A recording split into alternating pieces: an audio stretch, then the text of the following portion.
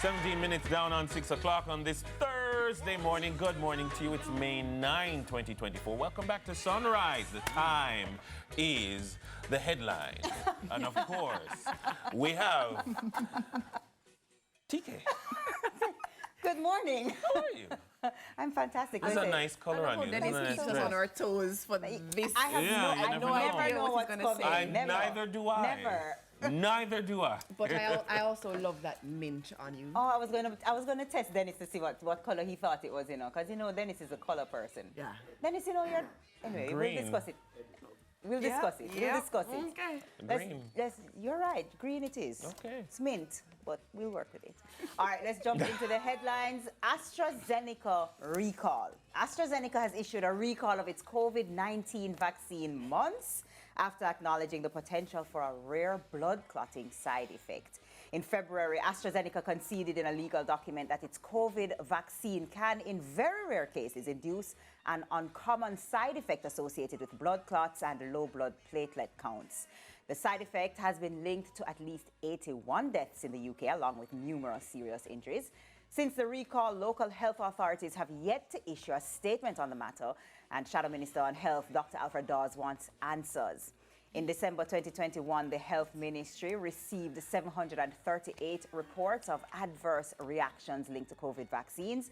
Among them, 497 cases were reportedly associated with AstraZeneca.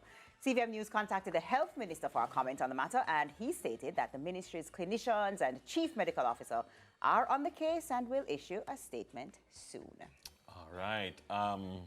I don't know. Maybe it's a skeptic in my head, because first of all, I saw this story before, and the impression that I got was that it was recalling the vaccine due to continued decline in demand for it. And I thought, well, natural. The further we move outside of the pandemic is the less demand that there's going to be for this vaccine. Life has moved on. And then I'm seeing now that it is due to this rare potential. And I'm saying there's always been a rare potential for it. That I'm asking, is it that the prevalence of this blood clotting has risen, or has something changed because it's always been this way? So, or is it that there's been a greater lobby for them to recall it? So I don't know. I just think that right now there has been evidence of the connection of the blood clotting in certain patients who received the AstraZeneca. How many? That's what I'm talking about, the prevalence. 81 in the UK. 81 in the UK. And of the how many million? 10 million. I'm of two minds. So there are the persons who have always been concerned about the vaccine and how quickly it had to come to market based on the circumstances, and they were concerned about, taking it based on that. Yeah.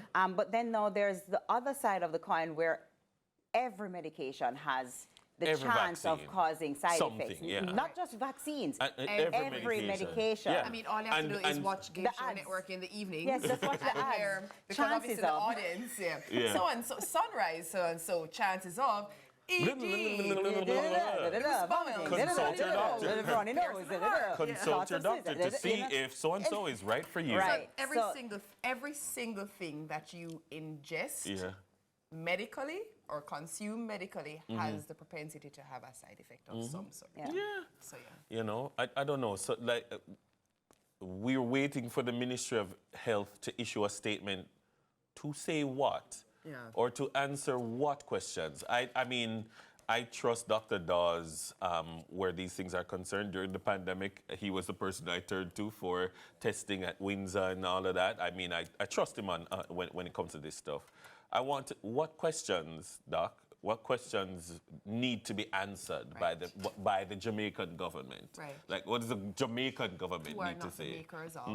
Who also, every country, it was interesting that every country that received the vaccine actually had to sign an indemnity form, relinquishing any claims over any issues that the vaccine may have, or else we wouldn't have received it. So let's say there is a major issue with the vaccine, there is no recourse to take with, for example, the manufacturer, because based on the terms that we received the vaccine in. And this is not special to Jamaica. No, No. any. No. International. Every globally. country that had to take the vaccine. That was a part of the term. So, Yeah. I mean, we'll see. We'll see what happens. I know there are some people, though, who are like, see, I told you, I didn't want to take the vaccine. And there are some people who say, sure, that's every medication. I saw the article and I went, ooh. Yeah. Nervous. Yeah, don't be nervous. Let's see how it goes first, okay? Yes. So next up, fatal shooting in downtown Kingston. Investigations by separate branches of the state are currently underway concerning the fatal shooting of 4 men in downtown Kingston yesterday morning. Allegedly, the group of men met their end after engaging officers who were responding to explosive disturbances in the vicinity. According to the police, around 1:30 on Wednesday morning, officers reacted to loud sounds resembling gunshots in the Orange Street area. Superintendent Beresford Williams, the commanding officer for the Kingston Central Police Division, reported that the men ran and the police pursued a car coming from the direction of where the men ran. The pursuit concluded when the vehicle carrying the suspected criminals crashed near the intersection of Charles and King Street. Inside the car, 3 9mm pistols and 2 M16 rifles were discovered. Their presence in the area is believed to be linked to a recent homicide. Superintendent Williams confirmed that 1 officer was shot during the confrontation, and both the Independent Commission of Investigation, INDICOM, and the Inspectorate Professional Standards Oversight Bureau, IPROBE, are conducting inquiries. So that happened in downtown My thoughts Kingston. are with the member of the constabulary. At this time, I wish him a speedy recovery. Yes. And I'm glad that 5 weapons, including 2 high-powered rifles, weapons of death, are off the streets. Yeah, because it didn't mention it, but yes, one of the officers was injured in the exchange. Yeah, Yes. yeah. So you're right. Yeah, Yeah. indeed. All right, so of course we have to wrap things up with, the reminder. It's coming. Who wants to be a sunriser? We hope you've been watching closely this week. Tomorrow, we'll be testing how closely you've been paying attention to all our segments. You see the teacher vibes coming out? You see what's happening? So we'll be calling 2 lucky sunrisers and giving them a special sunrise pop quiz bright and early tomorrow morning. $25,000 cash could be yours, but you must be part of the Sunrisers community, so run over to our social media pages and click the link in our bio now. And if you're not on social media, you know how it is. You can send us a WhatsApp message. We got you. Just send us the message at 876-833-0897. I'm excited to see who wins. I'm ready. All right. I'm ready to see who wins. All right. Yeah, because you want to know so you can get some of that money. Me WhatsApp, Hey, Sunriser. My friend from when. All right. Thank you so much, TK. Absolutely. It's time for a break, and when we return, we'll get the 450 on what's happening this weekend. We'll be right back. 50. 450.